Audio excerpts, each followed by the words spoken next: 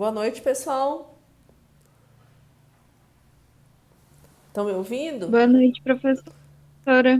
Boa noite. Estão me ouvindo? Deixa eu baixar um pouquinho o volume. Se eu não coloco o foninho, eu não escuto vocês direito. Se eu coloco o foninho, eu escuto vocês alto demais. Então vamos lá, né? Mais uma aula, quase acabando. Finalzinho do mês de novembro, né? Até quero aproveitar hoje rapidinho, ver com vocês a questão dessas últimas aulas.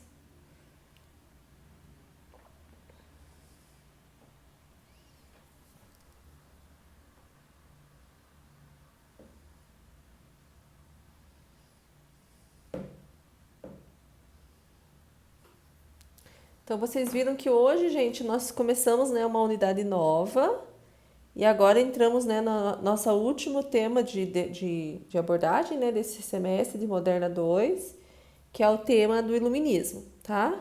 Então agora as últimas aulas, eu não lembro se são duas ou três, eu já vou verificar aqui. Nós vamos abordar o tema do iluminismo, né? Separei alguns textos para a gente discutir, né?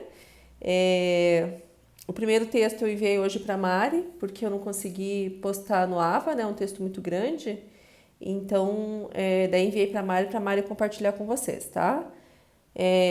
O livro que eu mandei, na verdade eu mandei o livro completo para vocês, intitulado Iluminismo, daquela coleção Princípios, né? É o texto do Falcon, né, que é um historiador brasileiro que costuma trabalhar, né, bastante com esse tema do iluminismo. Acho que ele tem pelo menos assim, né, de livros que pelo menos eu conheço, assim, né, que falam especificamente sobre Luiz, ele tem dois livros, e esse livro que eu enviei para vocês, ele é bacana porque ele é um livro bem introdutório, por isso que eu falo daquela coleção Princípios, né, então é um livro bem introdutório a respeito do tema, dá um bom panorama, né, a respeito do tema, né, de uma forma bastante adequada, né. É um livro longo, gente, mas assim, né? Leiam quanto vocês conseguirem. Eu decidi mandar o PDF inteiro, né? Porque eu já tinha. Vocês vão ver que tá tudo marcado, né? Por conta da minha leitura. E eu vou abrir aqui também já o PDF para explicar para vocês direitinho. Esse livro que eu mandei para vocês é um dos primeiros livros que eu li a respeito do iluminismo quando eu estava na graduação ainda, né?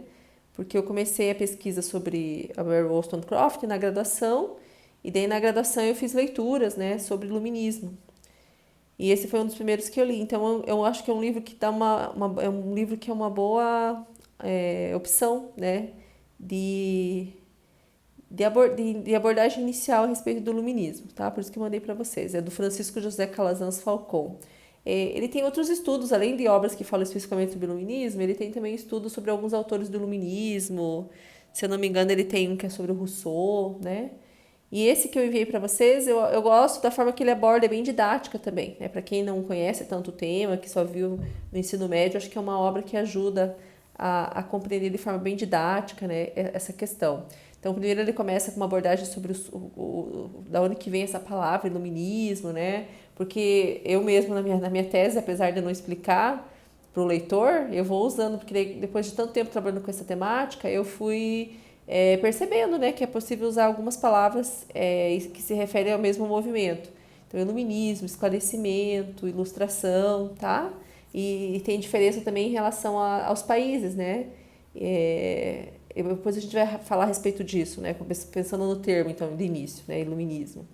E depois ele fala do espaço-tempo do iluminismo e suas bases sociais, né? Então ele vai falar um pouco assim, onde que se desenvolveu o iluminismo, né? Em que época, em que lugares, em que países, né? Na Europa, na América. Então ele vai explicando um pouquinho essa questão, né, de espaço-tempo. Depois ele vai explicar algumas das principais características do iluminismo, que é o processo de secularização e de racionalismo, né?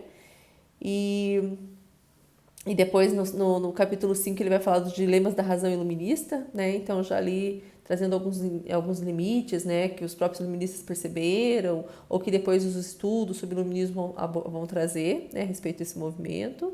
As bases do pensamento iluminista. Daí também, novamente, trabalhando com determinadas características, determinadas questões muito essenciais dentro do iluminismo, né? A questão do progresso, a questão dessa abordagem mais antropológica, mais secular, né? A questão da civilização, da cultura, desses conceitos, que a gente inclusive começou a abordar já quando estudamos a Joan de Jean, né? E depois ele vai falar um pouquinho, né, do o pragmatismo das luzes. Então, né, uma aplicabilidade, digamos assim, desse pensamento em relação na questão da filantropia, na questão jurídica. Aqui ele não fala da questão da educação, mas o iluminismo influencia bastante também a questão da educação, né? Fala um pouco da enciclopédia, né? Então fala ali de várias questões, iluminismo e revolução, qual que é a relação entre iluminismo e revolução francesa. Então realmente, apesar de ser um texto não, quer dizer, é curto, na verdade, se a gente for pensar numa obra historiográfica, né? Acho que tem 50 e poucas páginas, tem na verdade quase 100 páginas, tá? Junto com a bibliografia comentada, mas eu não mandei tudo para vocês, eu mandei só uma parte, que não tenho também inteiro. Deixa eu ver até onde que eu mandei. Ah, não, foi tudo para vocês, sim. Só que tá certo, aqui tá 50 páginas porque tá com a página aberta, tá? Mas é uma leitura bem tranquila, rápida também, não é uma coisa, ele não aprofunda, assim, não traz tantas questões densas, né, sobre esse tema. Como eu coloquei, é um texto bastante introdutório, tá? Então, quem tiver interesse no tema, quem tiver tempo de ler inteiro, se não ler pelo menos, né, os primeiros capítulos, tá bom? Mas eu acho que não é uma leitura demorada, não, gente. É tranquilo para ler essa obra rapidamente, inclusive. Agora eu quero ir ali conversar um pouquinho com vocês do programa, só que minha internet hoje não tá legal. Aqui, abriu. Só pra gente ver o que a gente tem ainda, né? Pra fazer até os últimos. Porque agora a gente tá bem na reta final mesmo, gente. Então hoje a gente trabalha com esse texto, né? Sobre iluminismo, que então é essa abordagem introdutória e um panorama mais geral, que eu nomeei como contextualizações, né? Aí uma questão importante, gente, eu tinha colocado lá no plano de ensino uma leitura adicional para a aula de hoje, né? Como se fosse uma leitura complementar, material adicional. Aí essa leitura, que daí sim quero que vocês façam, né? Além de tentar ler uma boa parte dessa obra do Falcon, essa outra que eu coloquei lá também disponibilizei no AV, eu gostaria que vocês lessem na íntegra, porque ela é bem curtinha, são acho que 5 paginazinhas só, que é uma fonte, né? É um texto do Kant, que foi um filósofo iluminista, né? Participou do iluminismo e escreveu esse texto tentando explicar na época, né, lá no século XVIII, o que era o iluminismo, tá? Então essa é a fonte que eu gostaria que vocês lessem. Esse texto é muito bom, apesar do Kant ser um pensador, um filósofo, né, muito denso normalmente, é um filósofo alemão, né? Então é comum que eles tenham uma abordagem bastante densa, mas e na sua produção o Kant tem essa abordagem densa, mas nesse texto em especial que ele publicou, né, na época, assim, realmente participando de um concurso literário, né, tentando explicar o que era o esclarecimento, né, que era muito comum na época usar a palavra esclarecimento, ele foi muito didático também, tá? Então é um texto super gostoso de ler, bem curtinho, e é uma fonte, né, então é bacana para vocês perceberem como é que as pessoas da época, né, um dos expoentes do iluminismo, que foi o Kant, como é que ele explicava o que era o iluminismo, tá? E a explicação do Kant é sempre muito utilizada, eu gosto muito da forma que ele aborda, é muito fácil de entender a partir da explicação dele. E daí o que eu coloquei lá na atividade de frequência dessa semana é relacionado à leitura dessa fonte, tá? Então, se forem priorizar uma leitura, priorizem a leitura da fonte, porque daí vocês têm que preencher lá a atividade de frequência a partir da leitura dessa fonte, tá bom? Daí na semana que vem a gente vai trabalhar com o texto da Ana Paula Voz de Martins, né, que é sobre os espaços de sociabilidade, né, onde se desenvolveu o iluminismo, as questões da amizade, das relações entre os homens e as mulheres, né, dentro do iluminismo. É um artigo, ideia curtinho, tá, gente? E daí, por fim, na nossa última aula, antes da revisão de conteúdos, lá do dia 23/11, nós vamos trabalhar com um texto daquele livro História das Mulheres no Ocidente. É um texto muito gostoso também, que fala um pouco sobre a inserção, sim, daí sim, o papel das mulheres, a inserção das mulheres dentro do movimento das luzes, tá? E daí, no dia 30/11, a gente faz revisão de conteúdos, e dia 7/12, nossa prova bimestral, tá bom? Então, vamos lá. Só para vocês poderem se organizar, tá? Então, antes da gente começar agora a falar um pouquinho do texto do Falcon, né? E eu vou fazer uma fala também muito minha, né? Porque é um tema que eu realmente domino, né, bastante, o iluminismo. Eu queria saber o que vocês sabem sobre o iluminismo, né? Quando que vocês estudaram algo a respeito, se vocês têm alguma lembrança, algum autor, alguma coisa que vocês lembram da época, né, da educação básica, ou às vezes vocês podem ter visto alguma coisa com algum professor. que vocês sabem sobre isso?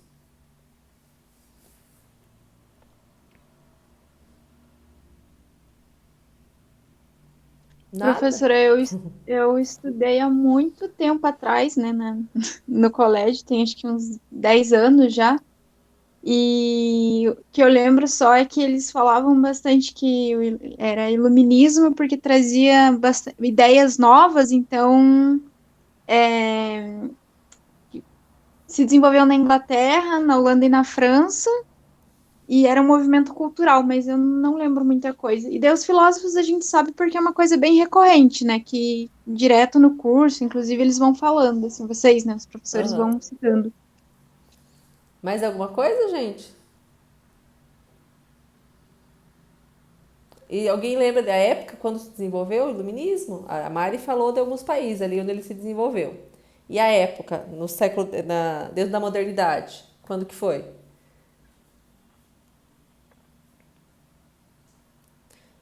Não lembram mais, já esqueceram. Eu lembro do século XVIII, mas eu acho que era final do 17 e início do 18. Eu não sei se o 18 foi inteiro.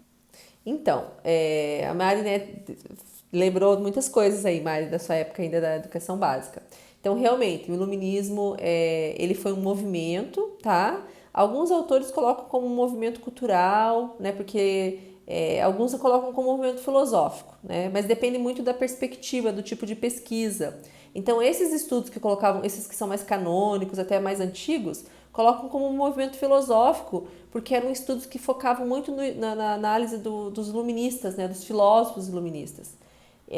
Só desses pensadores, né? E esses, inclusive, mais populares, e os homens, é claro, e os franceses. Porque sempre que vai se falar de iluminismo, se fala muito do iluminismo francês, porque a França foi realmente um centro propulsor não, propagador, digamos assim, né? Das ideias iluministas. Teve um papel muito importante a França nesse movimento. E geralmente são estudados esses filósofos franceses, né? O Jean-Jacques Rousseau, o Voltaire, né? O Montesquieu, o d'Alembert, do Diderot, e porque são pensadores também que se envolveram nos grandes projetos dentro dessa época do iluminismo, que foi a enciclopédia, né? Tanto que quando a gente vê na escola, a gente geralmente vê lá o movimento iluminista, os enciclopedistas, né? Esses que eu citei agora, alguns deles, né, participaram, o d'Alembert, o Rousseau, né? Participaram o Voltaire, participaram, né, da produção da enciclopédia, né? Que era uma enciclopédia mesmo, tá? Bem dentro desse modelo que a gente depois vai conhecer, né? Quem é da década de 80, década de 90, né? Do início dos anos 2000, que são esses verbetes, né? De vários conhecimentos. E até por isso que quando a gente vai ver no livro didático, né? Principalmente nos mais antigos, esses autores são colocados como os enciclopedistas, né? Então, nessa abordagem mais ultrapassada, já um pouquinho, esse movimento é colocado como um movimento filosófico, mas é porque os estudos focavam numa parte muito pequena desse movimento, né? Quando eu comecei a trabalhar com iluminismo, e principalmente porque eu fui trabalhar com iluminismo inglês, né? Que não é tão conhecido, não é tão popular, e como eu trabalhei muito com autores já mais contemporâneos e que já têm uma abordagem de história cultural, inclusive, né? Uma abordagem mais cultural, já colocavam esse movimento como um movimento cultural, né? Porque ele não é só um movimento filosófico de pensamento racional, digamos assim, né? É um movimento muito amplo que envolve sujeitos de diferentes classes sociais e é um movimento cultural porque envolve a questão de mudanças na literatura, também na filosofia, mas também na arquitetura, na forma, né, de organizar a arquitetura. Então é um movimento que envolve muitas práticas, né, letradas. Não só a questão da escrita, mas também a questão da conversação, dos círculos, das amizades, da troca de cartas, né? Então é um movimento cultural, né, que se desenvolve principalmente entre pessoas letradas, né, que dominam a cultura letrada, mas que também chega até as classes mais pobres. Se a gente for pensar no contexto da Inglaterra, por exemplo, entre os homens, né, os plebeus, digamos assim, nas tavernas, né, ou nas tabernas, as duas palavras estão corretas, nas tabernas, nas discussões, nas leituras coletivas, né, leituras de panfletos. Então é um movimento muito amplo, tá? E a Mari estava certa, né? Ele se desenvolveu ao longo do século XVIII, não foi no século XVII, tá, Mari? Foi ao longo do século XVIII. A gente tem uma primeira onda, digamos assim, do iluminismo ali da década de 50, 60, 80, né? E esses filósofos todos, Voltaire, Rousseau, né, Diderot, são bem dessa época. E depois a gente tem um segundo momento, mais no final do século XVIII, quando é o momento que eu estudo, né, daí, né, eu trabalho com década de 80 e década de 90, 1780, 1790, e chegando já ali já nos anos de 1800, né, ou chegando perto ali da Revolução Francesa, tá?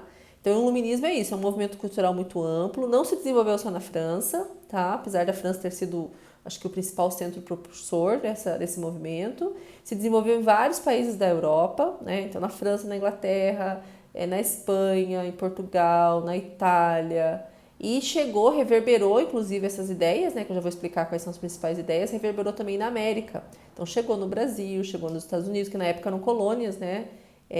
Da Inglaterra, de Portugal, né, em países da Espanha também, então essas ideias também chegaram até as colônias. E no Brasil, acho que foi bem naquele... Eu não trabalho muito com iluminismo no Brasil, né, mas eu sei que foi bem naquele contexto ali acho que da Inconfidência Mineira, se não me engano, a questão das reformas pombalinas, então acho que, não sei se eu não estou falando besteira, tá, porque eu realmente não conheço tanto o contexto brasileiro, mas acho que foi mais ou menos nesse período, tá, relacionado a esses fenômenos, tá, gente? Mas, e o que foi o iluminismo, né? Então, há muitas formas também de tentar entender o que foi o iluminismo. E que, inclusive, já são bastante questionadas atualmente. Então, para muitos autores, né, até o Falcão começa essa discussão no início do texto, né? Para muitos autores, o iluminismo é um ápice de um movimento, né, que vai se iniciar ali no início da modernidade, né? Então, para alguns autores, o iluminismo é o ápice desse movimento, né, desse processo de secularização e de valorização da razão humana, da ação humana, né, do protagonismo humano, digamos assim, né, dessa crítica a essa perspectiva mais religiosa, mais divina que vigorou ao longo da Idade Média. Então, é como se o iluminismo fosse o ápice desse processo que se iniciou no Renascimento, que se desenvolveu ali, né, no século XVII com a Revolução Científica e que vai desembocar, né, no século XVIII com um movimento daí realmente, né, bastante já consciente sobre esse processo, né? Porque sempre que a gente vai trabalhar com alguma questão como essa, né, assim como a gente trabalhou com o Renascimento, né, com esses movimentos culturais, movimentos de ideias, a gente tem que pensar sobre a autoconsciência das pessoas da época. Ou seja, será que as pessoas da época, né, principalmente quem participou do movimento, foram muitas pessoas, elas entendiam que elas estavam vivendo esse movimento, né? Que elas faziam parte desse movimento, elas se entendiam assim, a gente está no momento de ápice de desenvolvimento dessas ideias racionais, né? Dessas ideias, né, seculares, né? Elas entendiam dessa forma ou elas não tinham essa consciência? Isso foi uma coisa que foi projetada, né, pelos estudos posteriores do século XIX, do século XX, sobre esse contexto histórico. Então, essa é a primeira questão que a gente tem que levantar, né? Se houve uma autoconsciência sobre o iluminismo, tá? E daí, quando a gente começa a ler os autores da época, mesmo esses franceses mais populares, né? Inclusive o próprio Kant, que vocês vão ler, vocês vão ver que sim, houve essa autoconsciência, sim. E essa interpretação do iluminismo como esse movimento linear, cujo início se deu lá no contexto do Renascimento e o ápice, então, vai ser no século XVIII, né? Esse tipo de interpretação histórica a gente vê muito, inclusive, da própria autoconsciência das pessoas da época, porque as pessoas da época entendiam que estavam vivendo o ápice desse processo. Por isso que no século XVIII, né, muitos desses autores colocavam que eles estavam no século das luzes, que é assim que se chama muito também o século XVIII, né, pelos iluministas. É o século das luzes, o século da iluminação, né? Em que sentido? No século XVIII, é mais no sentido de um processo de racionalização, né, do desenvolvimento da razão humana. Então, lembram lá quando a gente começou a estudar isso lá no Renascimento, o resgate de determinados valores, né, da antiguidade, o papel muito importante do próprio Descartes, né, que é um dos primeiros pensadores do século XVII ainda, né, francês, que vai defender o uso da razão, né? Lembram que eu já comentei com vocês isso? Que a capacidade do ser humano conseguir compreender, porque tudo é isso que a gente vai ter nesse século XVIII, né, gente? Essa defesa, essa crença de que o ser humano é racional e que ele consegue compreender o mundo à sua volta e que a autoridade na produção do conhecimento já não é mais a igreja, né? Não é a revelação, não é a Bíblia. Que a autoridade ela provém do próprio indivíduo, de cada indivíduo, né? Que cada um de nós, e daí também tem muito forte aí já no século XVIII também, o liberalismo do John Locke. John Locke é um autor muito influente no século XVIII, não só na Inglaterra, mas na França também, né? Então, o John Locke, o René Descartes, né, na sua defesa da razão, o John Locke na sua defesa da capacidade individual, né, de entender o mundo, né, essa questão da experiência. Então, esses autores todos servem de base para essa defesa muito efervescente, né, muito calorosa no século XVIII por parte de homens, de mulheres que participaram desse movimento, que entendiam que o ser humano é racional, que ele pode compreender o mundo à sua volta, que ele pode explicar o mundo à sua volta, né, a partir da sua razão, tá? E isso é muito revolucionário na época, né, gente? Porque a autoridade até naquele momento, ela estava pautada realmente na questão que a autoridade vem da igreja, né? Ela vem das tradições, inclusive. As tradições que vêm lá do contexto medieval, do Renascimento, né? Manter as tradições, manter as formas já convencionadas de entender o mundo, de explicar o mundo, né? De explicar o universo, de explicar a natureza. E daí dentro do iluminismo há um questionamento. Na verdade, o iluminismo, gente, ele é um movimento de questionamento, de crítica às tradições, de crítica às lógicas epistemológicas que estavam já em voga desde lá do contexto medieval, né, e que vão perdurar ao longo da modernidade. Né? Então, e daí, para esses iluministas, tudo tem que passar pelo tribunal da razão. Tudo tem que ser revisto. Porque como tudo era pensado a partir, né, de tradições, a partir do pensamento religioso, da autoridade religiosa e da autoridade dos antigos, inclusive, tudo isso tem que ser revisto, tem que ser repensado, porque eles entendiam que como isso não tinha sido abordado, né, pensado a partir da razão humana, tudo isso era aleatório, tudo isso era questionável. Né? Então eles entendiam que eles tinham que estruturar de novo o conhecimento humano e que eles estavam fazendo isso. Então eles tinham consciência desse processo, né? A gente está reestruturando todo o conhecimento humano, a gente está criando novas bases para a compreensão da natureza, da sociedade, das questões políticas, de todas as questões, né?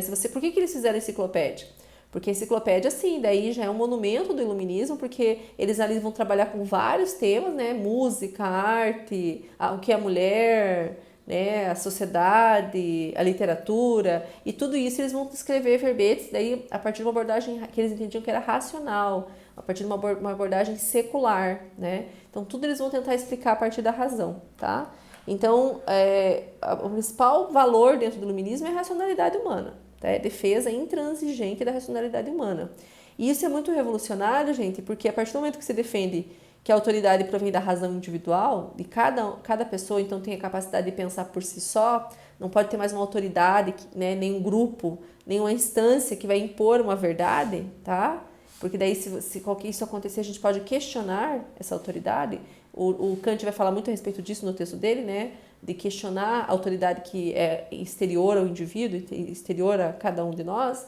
Isso é muito revolucionário porque isso traz isso serve de premissa para a defesa da igualdade entre seres humanos. Se todos somos racionais, todos temos capacidade de pensar e julgar o mundo à nossa volta e fazer nossas próprias escolhas, isso cria a ideia de igualdade, somos todos iguais. Não tem que ter um grupo que é, digamos assim, superior, escolhido, como se pensava até aquele momento, né? Que a aristocracia era o grupo que tinha maior capacidade para governar, para tomar decisões, tinha honra, né? Então, o iluminismo ele vai contribuir, gente, a partir dessa valorização da razão humana e da individualidade, né, também, para questionar essas hierarquias tradicionais, né? Essas hierarquias de nascimento, esses privilégios tradicionais que, né, que existiam na Idade Média, né, no contexto moderno. Né? Então, toda uma crítica também por parte desses iluministas à sociedade aristocrática, aos valores aristocráticos, né, às hierarquias que tinham base no nascimento. Tá? Então, é um movimento questionador, bastante questionador. E para alguns estudiosos do iluminismo, eles entendem que o iluminismo preparou as bases para a Revolução Francesa. Né? Porque daí o que a gente vai ter na Revolução Francesa? Um questionamento, né, dessa sociedade aristocrática. Então a gente tem ali os grupos que não detinham o poder né, institucionalizado naquela sociedade, porque quem que detinha o poder? Quem tinha cargos, né, quem dominava, quem governava? O monarca, né, dentro daquela lógica absolutista ainda, e junto com a aristocracia. Tinha uma parte da burguesia que já tinha adentrado na aristocracia? Tinha, mas é uma alta burguesia que já, né, meio que tinha se tornado já uma parte da classe aristocrática. Agora, né, as classes médias, de modo geral, a pequena burguesia, né, os liberais, os homens de letras, todos esses grupos, né, que estavam cada vez mais crescendo na sociedade em relação às ideias, né, ao poder econômico. Todos esses grupos não tinham exatamente o poder convencionado, né, o poder legítimo, institucionalizado. Então, a Revolução Francesa, né, vocês depois vão ver isso melhor, né, ou devem estar vendo, não sei, com o Fábio, né, em História Contemporânea, eu acho. A Revolução Francesa vai, né, a partir, tem todo um processo bem complexo ali também, né, porque tem vários grupos, alguns mais radicais, alguns mais moderados, mas vão acabar, o início desse movimento vai acabar levando, né, a desestruturação, né, gente, de todo esse sistema aristocrático, esse sistema absolutista que vigorou durante boa parte da Idade Moderna. Então, vocês devem lembrar lá, quando a gente fala de Revolução Francesa, da tomada da queda da Bastilha, né, da morte do rei, que acho que era Luís XVI na época, da Maria Antonieta, né, da instauração de um novo sistema político, né, da radicalização, inclusive, desses revolucionários, depois de ter um período mais de moderação. Então, a Revolução Francesa vai acabar realmente, né, na França, tá? Acabando com esse sistema hierárquico, né? Esse estamental, que a gente fala que é estamental, porque as classes são fixas, né? São rígidas, não se tem como ter muita ascensão social, tá? Então, essa é uma interpretação. Tudo isso pode ser questionado. Então, tem alguns pesquisadores que falam, não, é que quando a gente olha em retrocesso, e até quando a gente analisa a forma que os iluministas entendiam o seu papel na história, né? A gente acaba achando que é um movimento linear, que é um movimento que começou no Renascimento, desenvolveu no século XVII com a Revolução Científica e desembocou no século XVIII com o Iluminismo, e daí vai chegar na Revolução Francesa. Mas essa é uma visão em retrocesso, gente. E é muito simplista, muito generalista também. Porque primeiro que o Iluminismo não se desenvolveu só na França. E ele se desenvolveu de formas diferenciadas também em cada país, né? Por exemplo, enquanto na França o iluminismo foi extremamente crítico em relação à questão clerical, né? Muito crítico em relação à Igreja Católica, né? Porque o catolicismo era muito forte, inclusive, na França, mas muito crítico em relação à questão, né, clerical, à Igreja de modo geral, muito secular realmente, de romper realmente com essas lógicas. Já na Inglaterra, não. Na Inglaterra, o iluminismo se desenvolveu principalmente entre protestantes, que também eram críticos da Igreja Católica, mas ao mesmo tempo eram muito religiosos, né? Que usaram as ideias das luzes, né? Essa questão de desenvolver a racionalidade, a defesa da racionalidade, para defender a livre interpretação da Bíblia, o aperfeiçoamento, né, da alma por meio do aperfeiçoamento do intelecto, mas sempre pensando muito questões religiosas também atreladas, né? Então, nem todos os países aconteceu da mesma forma.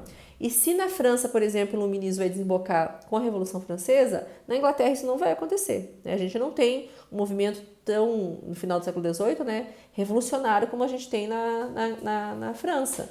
O iluminismo lá vai meio que ser reprimido no final do século XVIII, bastante reprimido, na verdade, e a gente não vai ter um renascimento desse movimento depois. É só um processo de repressão muito grande dos pensadores e pensadoras que defendiam, né, essas ideias libertárias, porque tudo isso é muito bacana de estudar os iluministas, tanto os homens quanto as mulheres, porque eles são muito libertários, eles são igualitários, a maior parte deles, né?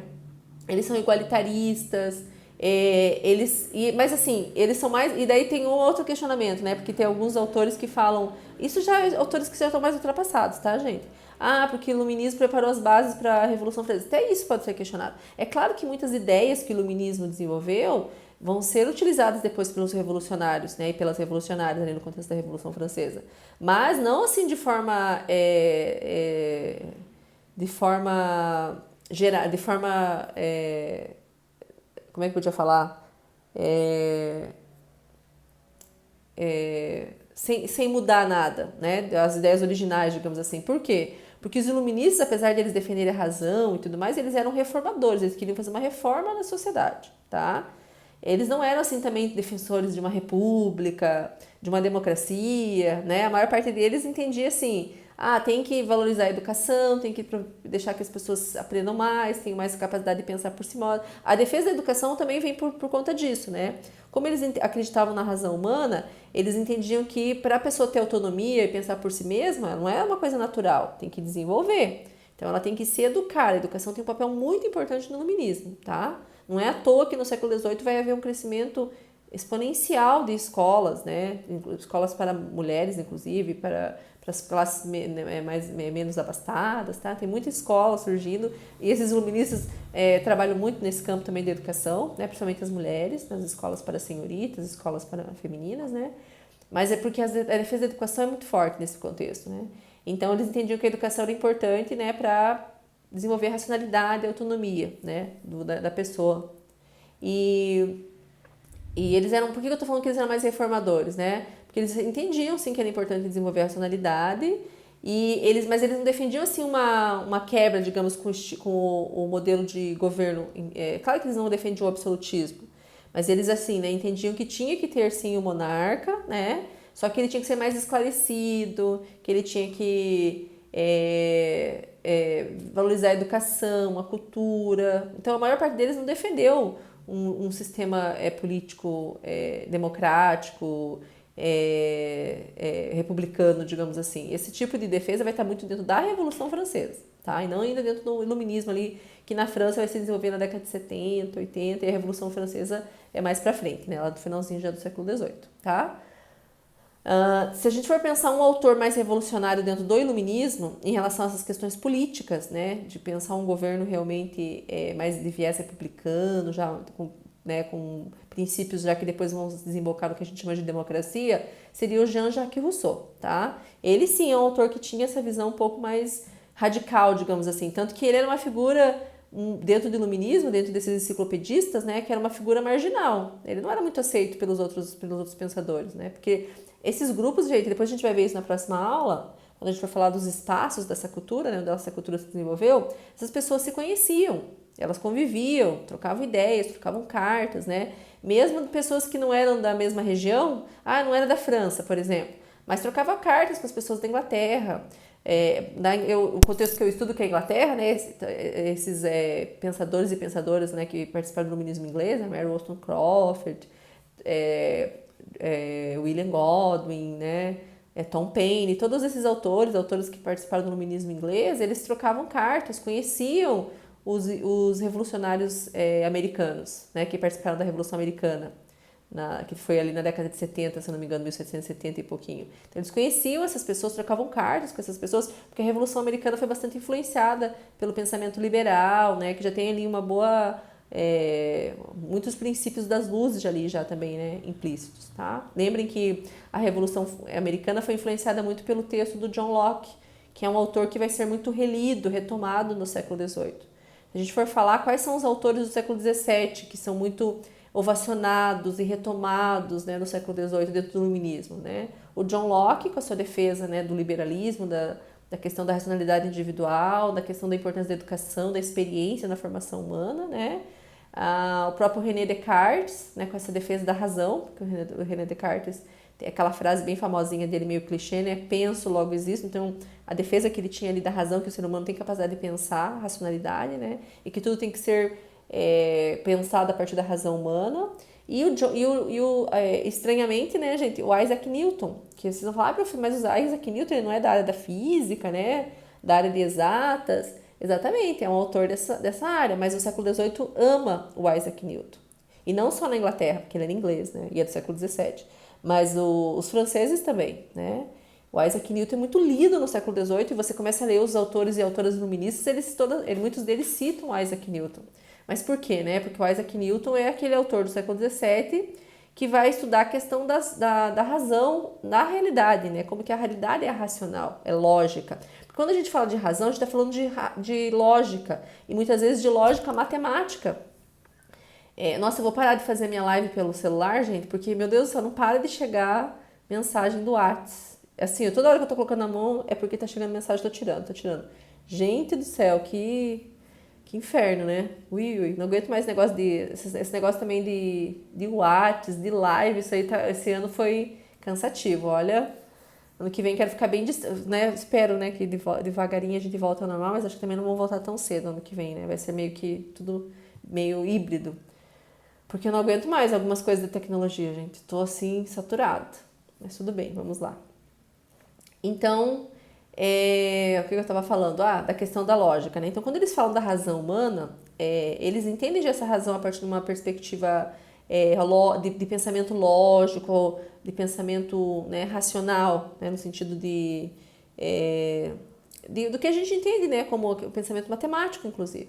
Então, por isso que o Isaac Newton é tão importante, porque o Isaac Newton é aquele autor que vai, né, entre aspas, né, que a gente usa essas palavras, mas elas não são muito adequadas, que vai descobrir a lei da gravitação universal, né, que todo o universo é racional, que todo o universo é regido por leis que são lógicas, que podem ser compreendidas. Porque quando esses iluministas defendem a razão humana, eles entendem que a razão humana está dentro de cada um de nós, porque temos a capacidade de pensar, de raciocinar, de entender, né, de ter um pensamento lógico, né, e também entendem que essa racionalidade está na realidade, está na natureza, está na sociedade, está no universo. Então, por isso que o Isaac Newton é tão importante, né? Quando ele vai lá e fala assim, não, o universo é matemática, a gente pode explicar ele de forma matemática, ele é lógico, tem leis que regem a organização do universo, o funcionamento do universo. Então, quando ele fala isso, é revolucionário para esses iluministas, porque assim, se tudo é lógico, se o universo é regido por leis matemáticas, lógicas, a gente tem e a gente pode entender essas lógicas. Então, o iluminismo ele é muito marcado, gente, por esse pensamento também de viés matemático, né? É claro que depois a gente vai ver que isso também tem seus limites, tá? Nada não é tanto, porque, né, o próprio Isaac Newton, quando ele vai entender o funcionamento do universo, é uma teoria, né? Que pode ser questionada. A matemática não é tão exata quanto o pessoal coloca. Mas para a época, imagine século XVIII, estou falando do século XVIII, final do século XVIII. Mas para a época era revolucionário, né? Pensar, nossa, quer dizer que o universo não é regido por uma força divina, né? Ainda que eles já entendiam, eu já vou falar a respeito disso. Mas o universo não é uma coisa, não é que não é regido por uma força divina, eles até entendiam que era uma questão divina, porque para os iluministas eles não eram assim também ateístas, tá, gente? Não acreditavam na questão de Deus. Eles acreditavam em Deus, mas era aquele pensamento assim, Deus veio, construiu o universo, deixou tudo lógico, perfeito e foi embora, tá? E daí agora e daí deu a razão humana também para todos os seres humanos. Então a gente consegue compreender o universo. Fora desse paradigma das luzes, né, se a gente for pensar nessa questão mais escolástica, essa visão mais do contexto medieval, mas que vai perdurar muito durante a modernidade, se entendia que o universo era ininteligível, que era uma coisa divina, que Deus organizou, mas que ele não deu capacidade para a gente entender. Olha, meu Deus do céu, tá chegando uma mensagem assim, ó, de novo, olha, sem parar, gente. Então Deus, assim, né, não que eles não acreditassem na existência de Deus, até acreditavam que na existência de Deus, alguns tinham uma visão que a gente chama de mais deísta, né, que entendiam que Deus estava presente em toda a natureza, que era a lei que regia a natureza, então tinham algumas visões, mas eles não eram, assim, questionadores da existência de Deus. Só que eles entendiam assim, Deus criou o universo, foi o grande arquiteto do universo, né, criou o ser humano e deu lógica para tudo isso, né, deu capacidade de pensar racionalmente para os seres humanos e a capacidade e a gente só consegue pensar racionalmente, entender a lógica, as leis que regem o mundo, né, porque esse mundo também é racional, tá? Então essa é uma questão bem importante. E é por isso que eles falam tanto de leis, as leis da natureza, as leis da política, as leis do governo, né? E eles entendem que tudo é regido pelas mesmas leis, eles não diferenciam muito o que é social e o que é natural. Para eles isso está muito ainda interligado. Então eles estudam as leis que regem a natureza, que são as leis que regem a sociedade. E no entendimento deles, quanto mais eles entendessem as leis que regiam a natureza e a sociedade, principalmente a sociedade, quanto mais eles entendessem, mais eles iam conseguir aperfeiçoar essa sociedade. Então eles entendiam muito assim, a gente tem que entender como é que Deus organizou, né, como é que seria a racionalidade disso, as leis que regem a natureza e a sociedade, e daí quanto mais a gente entenda isso, mais a gente vai adequando, tornando perfeito. Por isso que os iluministas, eles são otimistas, muito otimistas, eles acreditam na capacidade humana de melhorar o mundo, né? De aperfeiçoar cada vez mais o mundo, porque assim, era um processo que para eles era individual e social. Então, quanto mais eles se aperfeiçoassem como indivíduos por meio da educação, mais desenvolvessem a sua racionalidade, mais eles iam conseguir entender a racionalidade do universo, da natureza, da sociedade, e mais eles iam aperfeiçoar essa sociedade, né, de acordo com as suas leis naturais, né? Tem a palavra natural, natureza é muito presente aí também, tá? Então, um dos valores muito importantes desse movimento é o valor do progresso, né? Então é uma visão muito otimista, eles acreditam no progresso humano. Então eles achavam assim, gente, que eles estavam no ápice de um processo que tinha se iniciado lá na época do Renascimento, né? Mas que eles não estavam no final do processo, que eles estavam numa parte importante do processo, porque eles tinham muita consciência que esse processo, né, eles acho que eles entendiam assim que eles eram a primeira geração, no primeiro século, que se tinha percebido que esse processo estava em curso, né? Mas eles entendiam que muita coisa ainda podia ser realizada, que deveria ser realizada.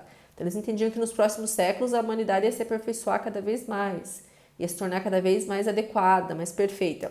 É claro que esse ponto de vista deles, né, esse otimismo ingênuo, inclusive, vai cair por terra já no século XIX, né, e principalmente no século XX. Então, no século XIX já tem um movimento aí meio de crítica a essas visões, o romantismo, que já vai trazer as ideias, né, que não é só a razão humana que existe e que nos dá base para entender o mundo, mas que também tem a questão do sentimento, da sensibilidade, né? E o romantismo geralmente é um movimento, né, que é meio, não é otimista, ele é meio pessimista em relação a muitas questões, mas a grande crítica mesmo a essa ideia dessa potência da razão humana, e isso vai desembocar no século XIX, gente, essa crença na razão, né, na matemática, e na racionalidade, na lógica, vai desembocar no século XIX, no século XX, na nossa crença na ciência. Então é daí que vem essa crença que a gente tem na ciência, que a ciência é capaz de explicar o mundo, né? Que por meio da ciência a gente pode melhorar cada vez mais o mundo, vai progredir, vai progredir, vai progredir. Só que no século XX, né, logo no início do século XX, no contexto das guerras mundiais, essa crença na racionalidade e na ciência vai cair por terra. Porque daí os seres humanos vão começar a perceber que razão e ciência também podem trazer destruição, né? E então não é uma coisa só positiva. E depois a gente tem, depois das guerras mundiais, ali na década de 50, década de 40, 50, todo um movimento, né, de crítica e de descrença, de desesperança em relação à razão e à ciência.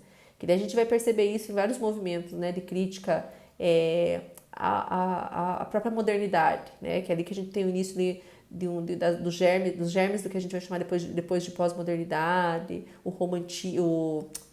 não é o romantismo, o modernismo, né?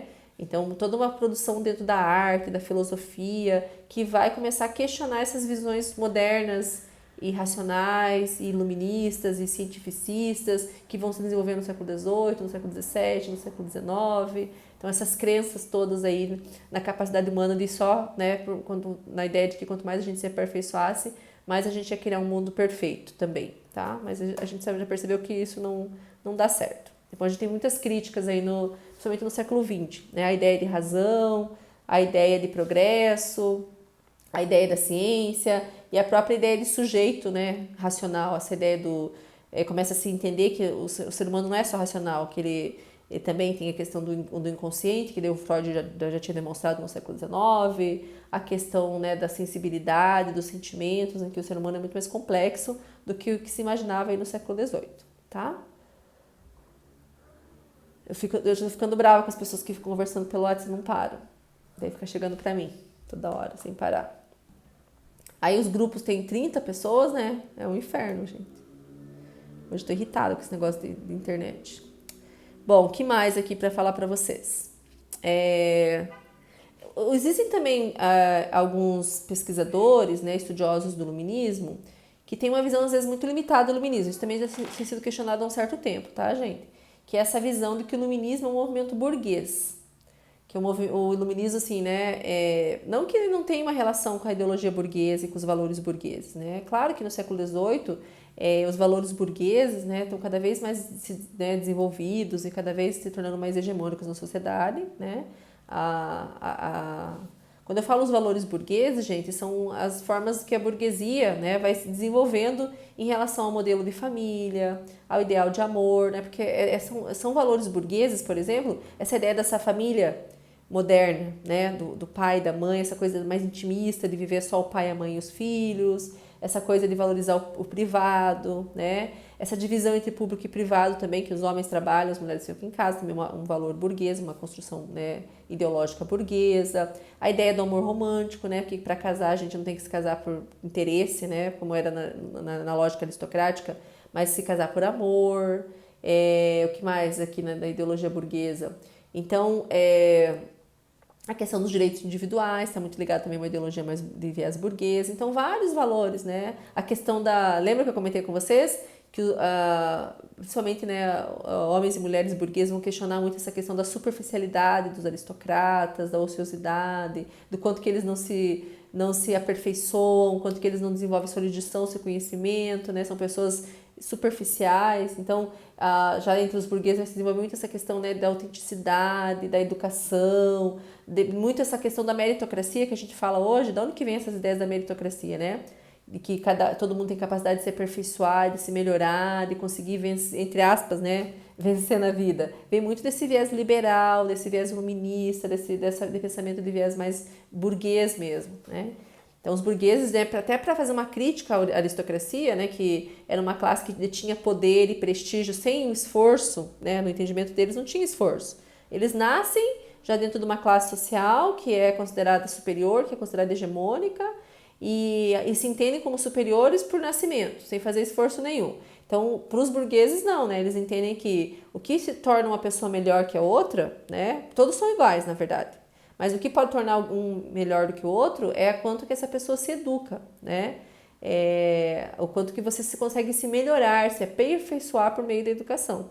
Então eles se entendem como se tivessem mais profundidade, né? Mais substância, e ao mesmo tempo são mais autênticos, né? Mostram mais quem eles são. Mas a gente viu que, na verdade, também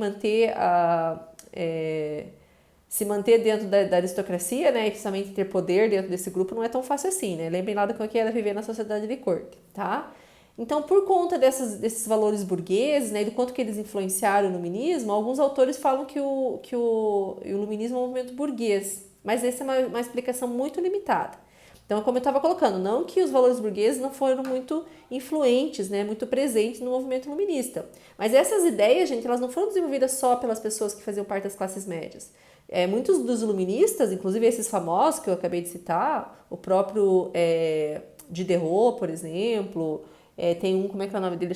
O Condorcet, né, que são iluministas franceses, importantes aí em Paris, né, na França, e inclusive alguns vão até participar, vão chegar, né, que já são da segunda geração, vão participar inclusive da Revolução Francesa. Eles são aristocratas. Né? Condorcet é aristocrata, Montesquieu é aristocrata, alguns não são mais das classes médias, né? O Voltaire, o Rousseau, né? São homens das classes médias, mas muitos dos iluministas são da aristocracia e têm as mesmas ideias, né? Que são ideias que a gente fala que são ideias mais burguesas, liberais, igualitaristas. Então não dá para dizer que foi a burguesia, porque essa visão de que o iluminismo é um movimento burguês vem muito de análises de viés marxista. Porque o marxismo até há pouco tempo, né, gente, é claro que isso já foi revisto, né, nas últimas décadas, mas aquele marxismo mais, que eles chamam mais vulgar, ou aquele marxismo mais ortodoxo, que está muito preso ainda àquela visão do Marx, ainda, né, daquela coisa de como se uma estrutura estivesse pré-determinada, né, como se o que movesse a história fosse só a luta de classes, né, então só pensando nas questões econômicas, a questão cultural não era muito pensada nesse primeiro momento do marxismo. Então, tudo que vai ser explicado na história, eles sempre colocam dentro dessa lógica da luta de classe. É porque uma classe que está, né, a luta de classe, uma vai tomar o lugar da outra. Então, tinha a aristocracia, agora vem a burguesia, né? Então, é a luta de classe, agora a burguesia tomou o poder. Depois a gente sabe que a burguesia vai entrar em conflito com o proletariado, né? Então, que daí eles já entreviam, né, dentro dessa visão mais ortodoxa do marxismo, o proletariado, né, vai tomar o poder. Como se ele já conseguisse saber o que vai acontecer, porque tem uma lógica já ali implícita. Então, esse tipo de visão, gente, já foi questionada há muito tempo, né? Primeiro porque só pensa as questões econômicas, né? Porque se prende a uma explicação que já meio... como é que é aquela palavra? Teleológica, né? Como se tivesse um caminho já predeterminado para a história. Então, essa também é uma crítica por conta disso. Então, porque o movimento iluminista, se a gente for pensar, por exemplo, a partir da visão, né, da teoria, das hipóteses que foram levantadas, por exemplo, a Joan de Jean, naquele estudo que a gente viu lá sobre as batalhas entre antigos e modernos. Todas essas ideias que vão ser muito importantes, não todas, né, mas algumas das ideias que vão ser muito importantes depois dentro do contexto das luzes, né, que a gente viu lá, por exemplo, a questão da perspectiva individual, da democratização, né, da opinião pública, né, de que todo mundo poder dar sua opinião. Essas ideias que depois vão ser tão importantes para o iluminismo, elas se desenvolveram no primeiro momento entre que classe social? Não foi entre as classes médias, foi entre a aristocracia francesa, né, dentro da visão da Joan de Jean, que é muito respeitada, inclusive, né, estou sendo cada vez mais respeitada entre quem estuda esse tema. Então a gente não é difícil falar que o iluminismo é um movimento burguês, de viés burguês somente, tá? É mais complexo que isso, na verdade. Muitos aristocratas, como eu coloquei, participaram do iluminismo. Por exemplo, né, para citar uma mulher, né, porque a gente tem que falar das mulheres, também a gente vai falar bastante das mulheres, né, ao falar do iluminismo. Tem uma iluminista francesa, que eu já acho que deve ter falado para vocês a respeito dela, que é nossa, agora me deu um branco agora. Voltaire e Madame de Châtelet, né? A Madame de Châtelet, que era uma iluminista também, era da aristocracia, né? Tinha título de nobreza e ela era casada, mas depois ela, né, acabou se distanciando do esposo e viveu com Voltaire, né? Que é um dos principais expoentes aí do iluminismo, um dos principais nomes do iluminismo francês. E era um casal de iluministas, viviam num castelo e eu esqueci o nome da região agora, mas não era em Paris. Então a Madame de Châtelet, ela era da aristocracia, defendia essas ideias das luzes, era uma matemática, né, que bacana, porque não eram só filósofos que pensavam só questões, né, de política, de filosofia, de teoria política, né, mas que também pensavam tudo de forma mais ampla, até porque nesse momento não tinha essa divisão de saberes também, então já organizada, como a gente tem depois, no século XIX, no século XX, né? E a Madame de Châtelet era uma matemática brilhante e foi ela que traduziu para o francês a obra do Isaac Newton, né? Que é do século XVII. Então a Madame de Châtelet teve um papel importante no iluminismo na França e era da aristocracia, tá? Então só para a gente entender que não é assim uma coisa tão simples. São os burgueses contra os aristocratas. Aí derrubaram os aristocratas, agora tem o poder. Não é tão simples assim, tá bom? O que mais que eu tenho importante para conversar com vocês?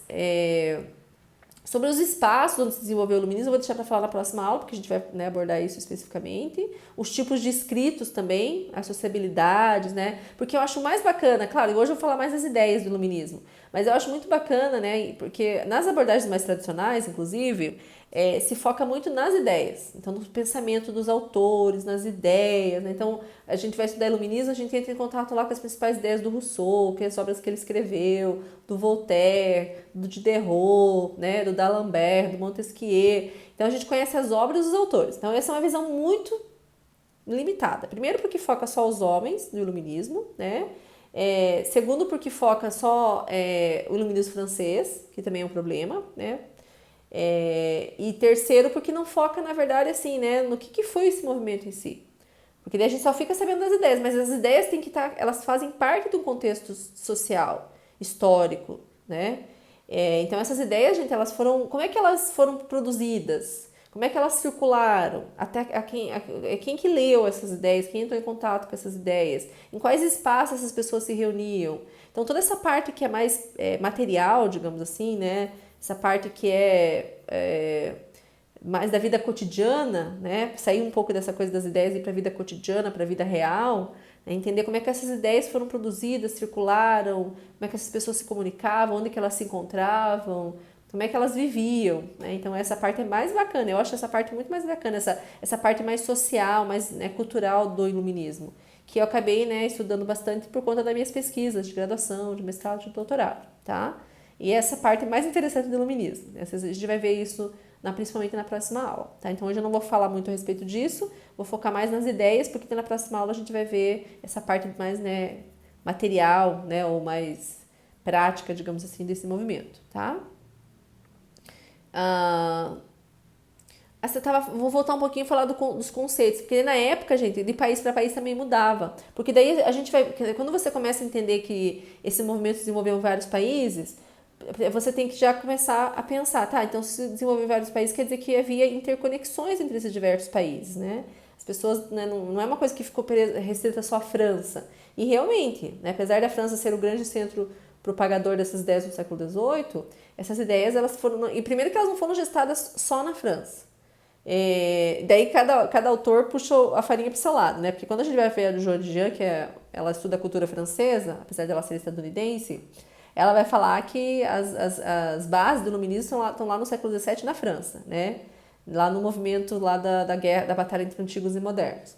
Aí, se você trabalha com a historiografia inglesa, como eu trabalhei, né, com estudiosos que trabalham com o iluminismo inglês, eles vão questionar essa ideia de que o iluminismo é só um movimento francês e que a França foi o principal centro propagador, porque eles vão falar assim, ó, a Inglaterra, já no início do século XVIII e também no século XVII, lançou as bases do iluminismo, né? Então eles vão falar do John Locke, por exemplo, né? Então foi o Isaac Newton, John Locke. Daí eles vão falar, por exemplo, assim, né, do quanto que é. Então eles estão querendo explicar o que, ó, a Inglaterra, na verdade, também influenciou a França. Não é uma coisa que surgiu só na França. Então daí tem, e se a gente vai ler, por exemplo, algumas obras do Voltaire, que é um dos principais autores do iluminismo francês, uma das obras dele, que é bem famosa aqui no Brasil, inclusive traduzido para o português e tudo, são cartas inglesas, que é uma obra que o Voltaire escreveu elogiando a Inglaterra, né, do século XVIII. Então, a gente percebe ali a influência, por exemplo, das ideias inglesas no iluminismo francês, né? E daí vários autores ingleses falam assim, não, o iluminismo inglês, né, apesar de ele não ser muito estudado, porque daí ele não é muito considerado... Como não teve uma grande revolução depois do iluminismo inglês, né, ele foi meio que deixado de lado durante muito tempo. Agora que começou a ganhar um certo espaço, agora que vários países começaram a ganhar, né, o iluminismo de vários países começaram a ganhar mais espaço nos estudos. Se a gente pega alguns estudos, tem uma obra, eu não sei se eu tenho essa obra, deixa eu até pegar ali que vale a pena mostrar para vocês, só um pouquinho.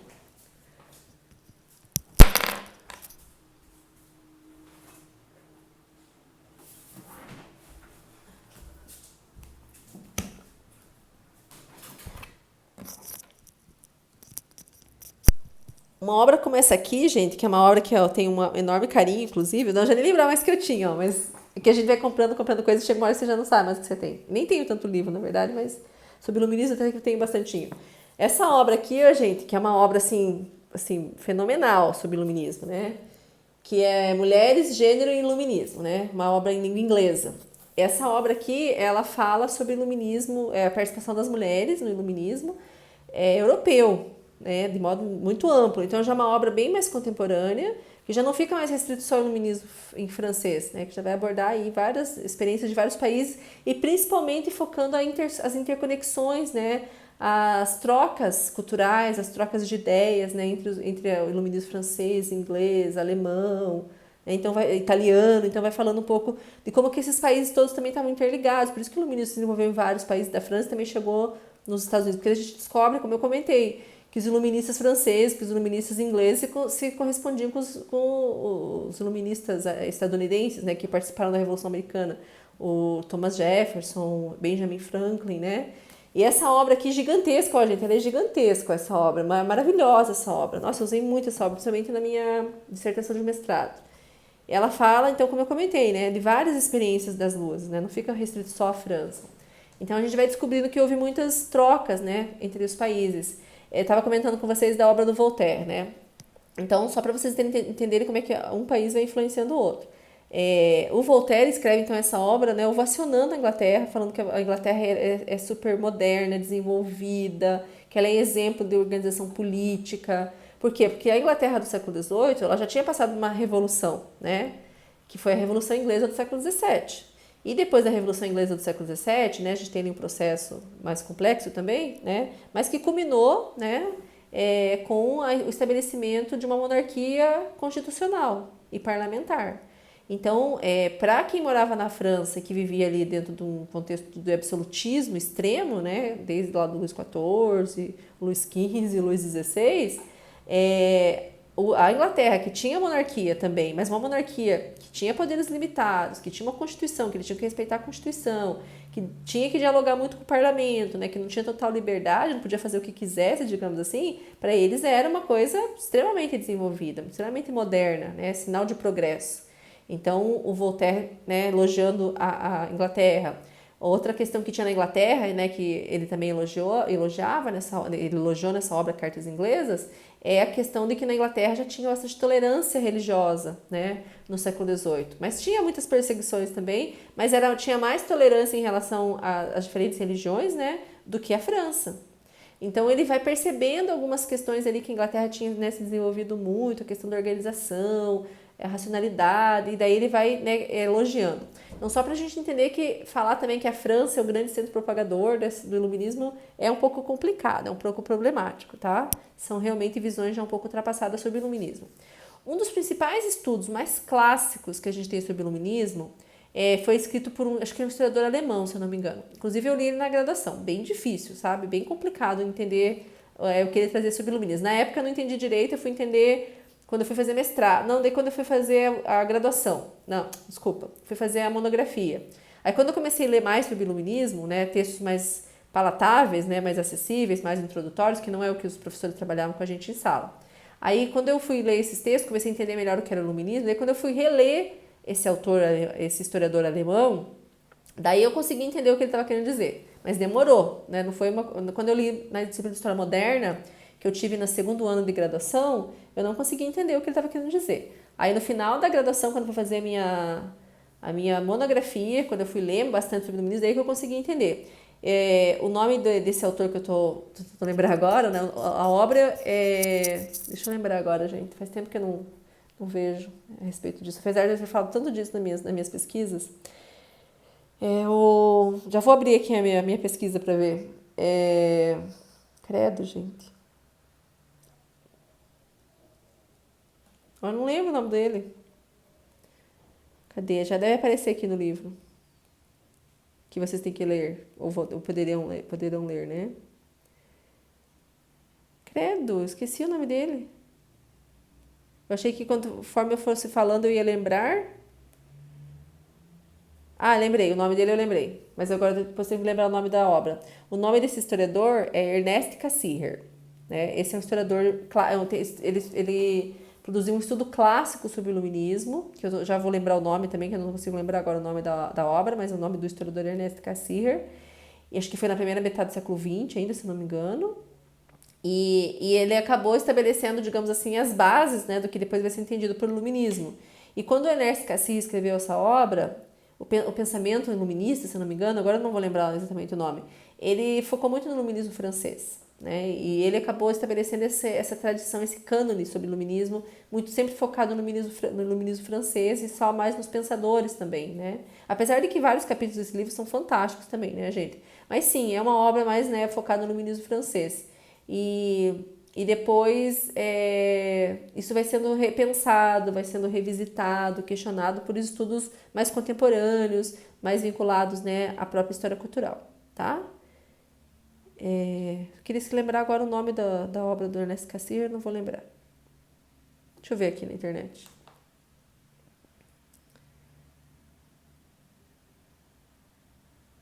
Alguém tem uma pergunta, alguma coisa por enquanto?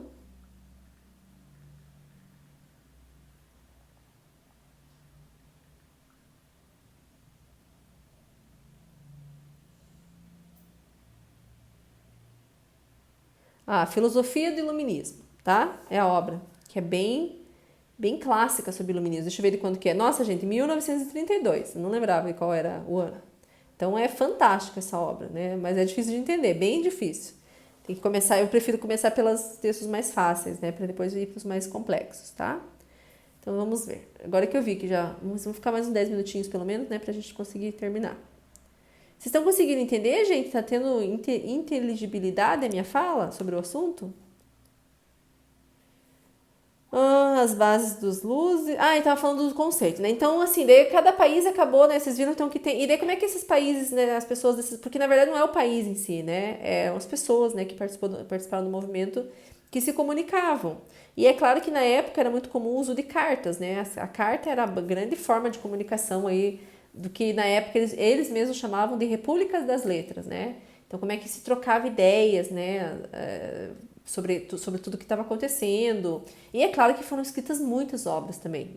Depois, né, na próxima aula, falar um pouco das obras também. Todos esses autores que eu falei, né, escreveram várias obras. Voltaire, Rousseau, e obras que até chegaram até nós. Estava falando das cartas filosóficas ou cartas inglesas do Voltaire. O Rousseau, por exemplo, tem a obra A Origem da Desigualdade entre os Homens, que é muito lida na teoria política. Tem o contrato social, aí tem romances também, porque eles não escreviam só um gênero, né? tem o romance Emília, Nova Heloísa, o Voltaire também tem romances, né, Cândido Otimismo. Então tem várias obras que vários deles escreveram, algumas falando sobre as ideias políticas, sobre novas formas de organizar a sociedade. Tem uma obra bem famosa dessa época que é de um outro pensador francês, iluminista, que é o Montesquieu, que é o Espírito das Leis, que ele fala da divisão de poderes, né? Foi ele que inventou essa questão de ter o legislativo, o executivo e o judiciário, né? Tá, acho que falando já um pouco a respeito disso. Então, como é que eles vão criando essas ideias políticas, sociais, que vão depois fundamentar a nossa sociedade contemporânea, tá? Mas, assim, além das obras todas que eles escreveram, e depois a gente vai entender como é que elas circulavam entre as pessoas, né? Como é que elas chegavam entre as pessoas, um dos registros, né, escritos que eram muito importantes e que também fizeram parte dessa troca de ideias, desenvolvimento de ideias, eram as cartas. Então, como eu estava colocando, era muito comum que as pessoas de diferentes países trocassem cartas. Por isso que eles falavam de uma grande república das letras, né? Que ultrapassava limites de um país, de um único país, tá? E daí é claro que esse termo vai ganhando as suas traduções, né? Então, na Inglaterra, na França Lumière, né, que é iluminismo, que eles mesmos chamavam que eles eram iluministas e que eles estavam vivendo uma época de iluminação e que eles chamavam o século XVIII do século das luzes, né? E daí, por exemplo, na Alemanha, não vou conseguir falar o termo, né? Vocês vão ver lá no texto do Kant, mas é como se fosse o que é esclarecimento, Auflangle, uma coisa assim. Em inglês é enlightenment, né? Que é iluminismo também. Daí acho que em português é esclarecimento, né? Chamavam de esclarecimento. Então, vai ganhando, vocês veem que é uma questão de autoconsciência da época mesmo, tá, gente? Aqui em alemão eu não sei falar, mas é Aufklärung. Vocês vão ver lá o termo, que é o que seria uma tradução, o que é esclarecimento, tá? Então são esses termos. Falei já do espaço-tempo, as bases sociais, né? Se a gente for pensar, gente, vários grupos sociais participaram, principalmente quem tinha acesso à cultura letrada. Quem era letrado, quem sabia ler e escrever, tá?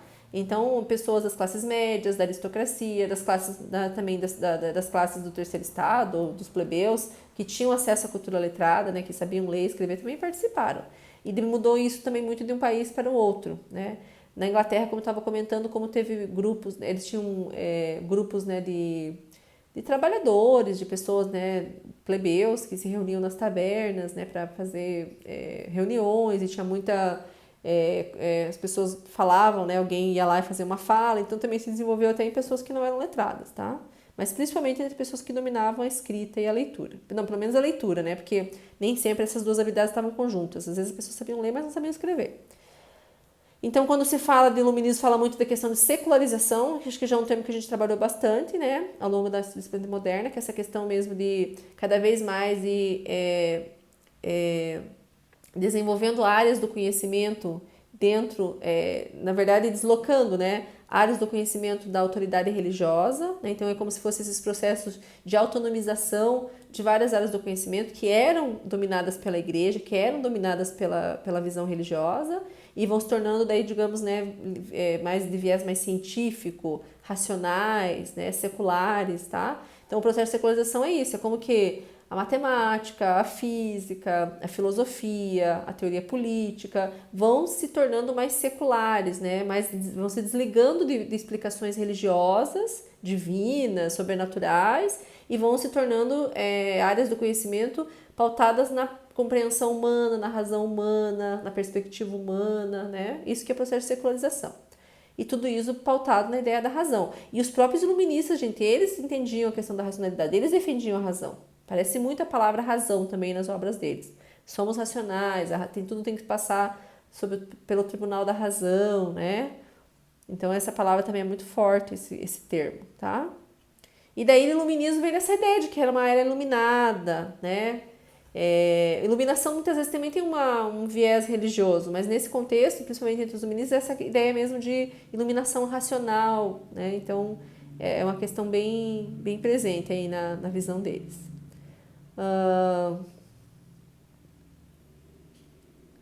Deixa eu ver se tem mais alguma questão importante.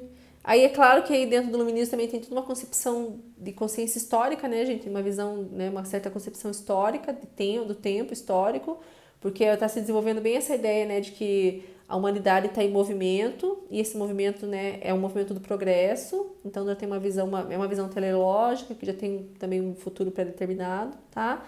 Mas é bem diferente das concepções do tempo e concepções históricas que a gente tinha no contexto medieval, que para eles a sociedade era estática, né, o tempo era estático, as coisas não estavam mudando, sempre eram da mesma forma, eternamente iam continuar daquela forma, e daí dentro dessa perspectiva iluminista entra muito essa questão do movimento, né, do progresso, como se a humanidade inteira, depois, né, vai se construindo essa ideia, como se toda a humanidade estivesse caminhando para um futuro cada vez melhor, tá? E como se fosse uma coisa que não tivesse como controlar, tá? Que mais? Progresso, né? Já falei dos principais valores do iluminismo, né? O progresso, a razão, a questão da educação, todos eles defendem a educação, muito presente a questão da educação nas obras deles, tá? A questão da pedagogia, né? A questão da tolerância, né, gente? Aí só para finalizar, então, porque na próxima aula a gente vai falar um pouco dos escritos, dos espaços de sociabilidade, das cartas, das amizades, né? E de algumas pessoas também, né? De alguns sujeitos e sujeitas que participaram desse movimento. Mas a questão de como que o iluminismo, gente, ele vai dando a base para a gente pensar a sociedade atual, né? Então, por isso também que é tão importante aprender sobre o iluminismo, porque a gente ainda vive numa era do iluminismo, né? A gente é herdeiro desse processo, a gente é herdeiro dessas ideologias, né? Dessas ideias, dessas visões de mundo. Porque a partir do momento que eles começam a defender a questão da razão humana e como que essa razão para eles é universal, todo mundo tem razão, eles não... teoricamente, né? Claro que depois a gente vai ver que isso é limitado de autor para autor. Mas, teoricamente, todos os seres humanos têm razão. As mulheres, né, inclusive. Depois eu vou falar para vocês como é que o Rousseau pensa a questão da razão feminina, tá? Mas, teoricamente, todo mundo tem a razão, né? Tem a razão implementada por Deus. Então, é com base nessa ideia de que todo mundo é racional e pode e tem a capacidade de pensar por si mesmo, que eles vão conseguir defender a questão da igualdade humana. E nesse contexto, uma das primeiras vezes, né, claro que a gente tem isso também um pouco na Revolução Inglesa, uma crítica, né, muito radical às desigualdades sociais, mas é dentro do iluminismo, né, se a gente for pensar, que pela primeira vez a gente tem um pensamento bastante sistematizado, né, uma visão muito firme, né, muito ampla, né, muito construída de forma bastante ampla em relação à igualdade humana. A ideia de que é possível pensar as relações humanas a partir do ideário da igualdade, que todo mundo é igual, que todo mundo tem as mesmas oportunidades e que não existem critérios que pautem, né, que um ser humano é melhor do que o outro, é superior ao outro. É claro que convive com esse pensamento o sexismo, o racismo, a própria escravidão, que ainda, né, em vários países ainda existe nesse momento. Então, claro que os iluministas têm ainda alguns limites, né? Mas é ali que começa a ser a base para se pensar os humanos a partir da ideia de igualdade. E uma das coisas que eu quero discutir com vocês na próxima aula, não deixa eu esquecer, que eu acho que isso é muito bacana, é como que depois essa ideia da igualdade, dessa ideia da alteridade, inclusive, né, ou não da alteridade, da empatia, né, porque quanto mais vai se desenvolvendo essa ideia de que todo mundo é igual, né, cada vez mais vai se desenvolvendo a ideia da empatia, né, eu consigo me colocar no lugar do outro, mesmo que ele seja de uma classe totalmente diferente da minha. Porque quando a gente fala de desigualdade no contexto da aristocracia, no contexto do antigo regime, porque esse é um outro termo importante também, né, quando a gente fala da sociedade moderna, absolutista, aristocrática, né, a gente vai usar o conceito de antigo regime, que é um conceito que vai ser desenvolvido, gente, lá depois, acho que pelo Tocqueville, se eu não me engano, no século XIX, que é um teórico político, e ele já vai desenvolver esse conceito quando ele fala da Revolução Francesa e do que existia antes da Revolução Francesa e o que a Revolução Francesa derrubou, que seria o antigo regime, tá? Mas quando a gente fala da sociedade do antigo regime, a gente fala das desigualdades que pautavam essa sociedade, a gente não tem ideia. A gente não consegue ter muita ideia do que representava a questão da desigualdade. Porque a gente é produto de uma outra época, de uma outra cultura. A gente é fruto do iluminismo, né? Então, é difícil entender como é que se vivia antes dessas ideias se tornarem hegemônicas, né? E ganharem muito espaço na sociedade. Mas só para vocês terem uma ideia, para finalizar então a aula de hoje, quando a gente fala de desigualdade, a gente está falando de pessoas que se sentiam totalmente diferentes, assim, no sentido de não se identificavam. Essa coisa de se identificar com o humano, todo mundo é humano, não se tinha isso, gente. Todo mundo é humano, todo mundo tem mais ou menos a mesma organização, todo mundo tem uma mesma racionalidade, né? A gente sente o mundo de forma muito parecida, né? Então tem alguma coisa que nos une, que nos unifica, que nos identifica, né? Não existia isso, gente. Então a questão, assim, a ideia de que as pessoas que eram plebeus e plebeias, né? Os grupos, né? Desfavorecidos, os grupos mais pobres, e as pessoas da aristocracia e da alta burguesia, eles se entendiam como extremamente diferentes, extremamente desiguais, né? Como se não fizessem parte do mesmo grupo, como a gente hoje é diferente, a gente se sente parte de uma mesma coisa, né? Eu sou parecida com uma pessoa que é pobre, que é rica, que é negra, né? Porque a gente é humano, todo mundo é humano. Então não existia essa ideia, né? Então as pessoas das classes superiores se sentiam extremamente superiores e viam as pessoas das classes mais baixas como bárbaras, como incivilizadas, né? Mesmo os iluministas tinham ainda esses limites, eles também ainda viam as classes populares assim como não tão capazes de se autorregular, né? Como pessoas que eram muito próximas à animalidade mesmo, a coisa da animalidade, né? E eu sempre conto uma historinha que é real, né? Porque isso está em fonte, a gente encontra em fonte, mas a própria Madame du Châtelet, que é essa que eu acabei de citar para vocês, que era a companheira do Voltaire, que era uma aristocrata, né? Ela, claro que ela tinha esse senso de superioridade. Então, quando ela deixou muitas cartas, né? E nessas cartas a gente fica sabendo que uma coisa que aconteceu com ela uma vez que ela registrou, que ela, né, quando ela entrava no quarto, ia se banhar, tinha os empregados, os servos, né, não eram empregados, empregado já é coisa burguesa, né? Sociedade liberal. Tinha os servos, né, que atendiam, e mesmo sendo homens ou mulheres, né, não importava, ela se sentia muito à vontade estando nua na frente deles. Então, hoje a gente começa a imaginar, mas como assim? A mulher tá junto aos empregados homens, aos servos, né, e tá nua e não sente vergonha, não sente pudor, não se sente, né, mal, e o marido dela não tinha ciúme, a gente já começa, porque a gente é fruto da ideologia burguesa, a gente já pensa dentro da sociedade burguesa, né. Mas não, ela não se sentia mal, né, não se sentia envergonhada. Por quê? Porque quando ela via o empregado, né, junto com ela sendo nua, tomando banho, né, e não era uma coisa só dela, tá, gente? Isso que também é importante, não era a Madame Châtelet, era uma questão da aristocracia. O comportamento dela representava, né, algo que era muito mais amplo naquela cultura. Por que ela não se sentia mal? Né? Porque ela não considerava eles iguais a ela. Ela se considerava eles tão inferiores, e ela não era uma pessoa ruim. Tá? Madame Châtelet era uma iluminista, traduziu Isaac Newton para o francês, uma mulher super esclarecida. Então a gente tem que entender as questões dentro da época, né? Então ela não considerava aquelas pessoas iguais a ela, né? Aquela questão realmente de sentimento de superioridade e do quanto que eles eram muito menos humanos do que ela, tá? Aí para entender isso, eu uso esse exemplo, acho que ajuda a entender, para a gente entender dentro da nossa realidade. É que nem a gente, por exemplo, quando a gente tá tomando banho, tá se arrumando, né? A gente sai do banheiro, tá lá, né? Às vezes sem roupa, vai se trocar no quarto, sei lá, e os cachorrinhos estão pela casa. Alguém liga? Ninguém liga, né? Porque, tipo, ele nem entende o que é isso, ele não tem questão do pudor, vergonha, não entende o que é um corpo nu, né? Não tem toda essa construção, eles não têm. Então, pra eles é indiferente se a gente tá pelado, não tá pelado, pra eles não é. E a gente não tem vergonha deles. Então, é mais ou menos esse tipo de relação que existia entre a aristocracia, as classes superiores naquela sociedade do antigo regime, e as classes mais pobres, gente. Eles não se sentiam parte da mesma coisa. O sentimento de inferioridade, e não só, pense que a mesma forma que quem fazia parte da aristocracia, né, sentia esse sentimento intenso de superioridade, que não conseguia nem ver o outro como igual, as pessoas mais pobres também sentiam essa mesma coisa em relação à inferioridade, né, eles se sentiam realmente muito inferiores. Então, é o que a gente construiu é o tipo de lógica de relação que a gente constrói com os bichinhos na atualidade, com nossos, né, animaizinhos de estimação. Então, como a gente acha que eles não têm capacidade de pensar, de entendimento, né? Como a gente acha que eles são muito diferentes da gente, né? É uma outra espécie, né? Outra espécie, a gente não tem essa questão da vergonha, né? Não considera eles, assim, parecidos com a gente, tá?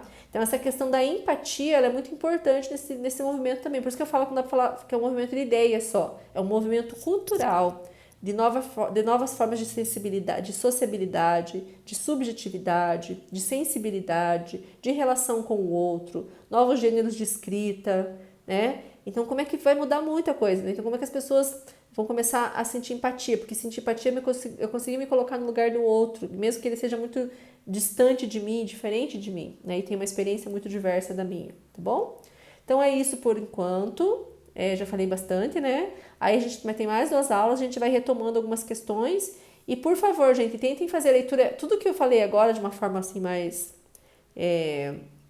difusa, né? Não assim tão sistematizada, no texto está muito bem sistematizado. Então, se vocês pegarem a minha fala de agora e depois forem ler o texto, vocês vão conseguir fazer, né, vão conseguir compreender muito tranquilamente o que foi o iluminismo, tá?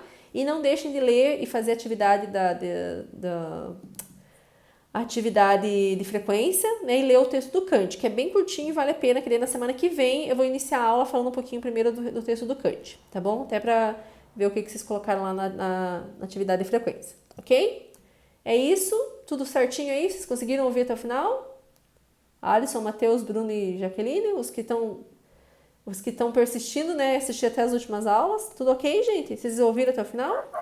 Que boa, prof. Beleza, então. Então, pessoal, tenham uma boa noite, bom descanso e nos vemos na semana que vem. Tchau, tchau.